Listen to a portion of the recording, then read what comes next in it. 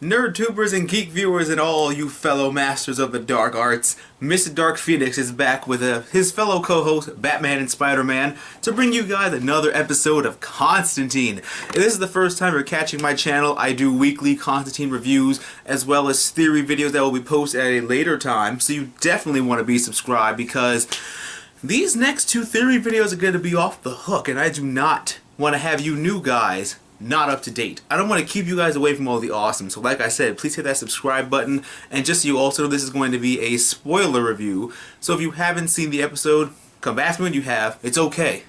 I'll wait. Don't cry. You can hear me review once you've seen it, and if you have seen it, or just want to hear me talk about stuff, let's just jump right into the episode, which I forgot the title of. A Feast of Friends.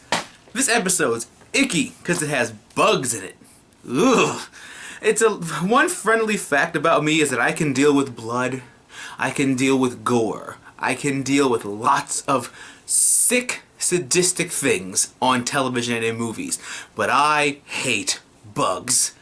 I hate bugs, I hate the water bugs and the roaches, all that. I hate bugs with a passion. So this is like a locust episode. Like, I feel like, and I hope they go in this direction, I feel this is like the plagues and like the deadly sins and the apocalypse and horseman apocalypse. I love storylines like that. So I feel like since Constantine is opening up the mythical dimension, like with demonic stuff, I kind of hope he has to deal with the 7 deadly sins at one point, or the horseman of apocalypse, which would actually be really, really cool because it's stuff he has to deal with anyway. He's dealing with heaven and hell. So who'd say that angel will come back and be like, "Hey Constantine, how would you feel if we told you you had 7 different tests to do with 7 different entities of hell or heaven? Is that okay with you?" And who knows, we might get archangels and all that stuff. But this episode so far was just about hungry, hungry locusts looking for hungry, hungry hosts. So yeah, the people couldn't stop eating. And let's talk about the security guard that had ears like Spock. I don't know if those were his actual ears, but me and my family were like, wait a minute, that guy has big ears. And my grandma was like, that guy has big ears like Spock. And I'm like, he does have big ears like Spock. He probably heard us and can probably hear me now. Big Brother's always listening.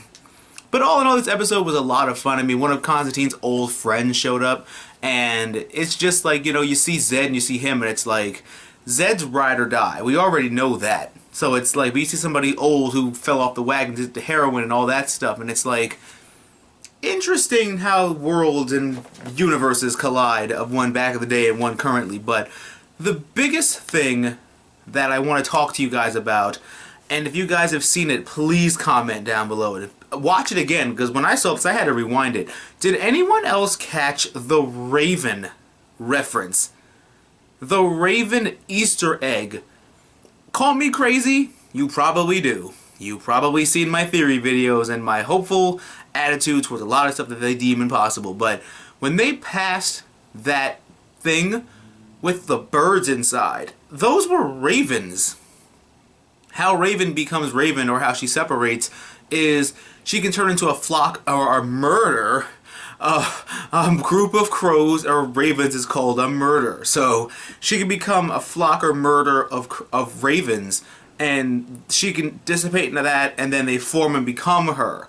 So really, it's really freaking me out, because I'm like, did anyone else see that, or that's just me overthinking things? Like, please help me comment down below. But I caught the Raven reference. That was my highlight of this episode, except for like the middle where he basically like convinced the guy, or until he like, you know, had to go see the shaman. He was tripping bollocks, and that was funny when he took his eye, because I was like, oh my god, I've seen such more violent ways of eyes getting taken than this. So, but all in all, this episode was really good. It opened up the doors to Constantine's past a little more.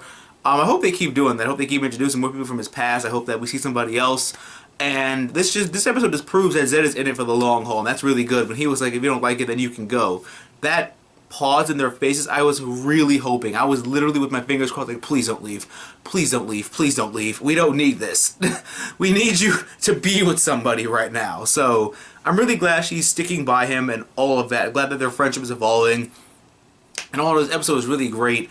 I loved it. Like, I love every episode. Next week, Papa Midnight comes back, and I am so excited for that.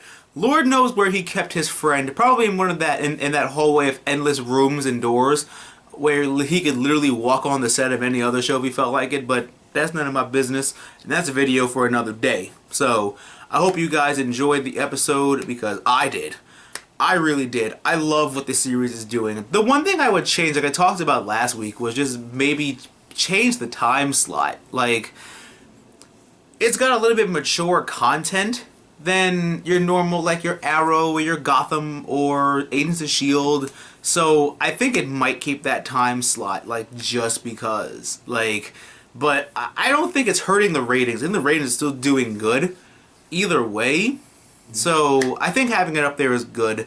If not, maybe make it 9 o'clock and have Grimm come on first, like at 8 o'clock. Have Grimm lead Friday nights, and then Constantine 9 o'clock, and then that. But other than that, this episode was really good. I liked it. I loved it a lot. 2 thumbs up. Loved it a lot. Can't wait for next week. Can't wait to see what else we're going to learn about. Can't wait for other Easter eggs to spot. Comment down below which other Easter eggs you find in the episode so we can talk about it. But Easter egg I spotted this week was Raven. Hopefully Raven. That's so Raven. Ah, you thought I wasn't going to make that reference, but I am, because I have to. But thank you guys so much for tuning in. I'm glad you guys enjoyed. If you enjoyed it, want to see more from me, don't forget to hit that subscribe button. I make videos every week.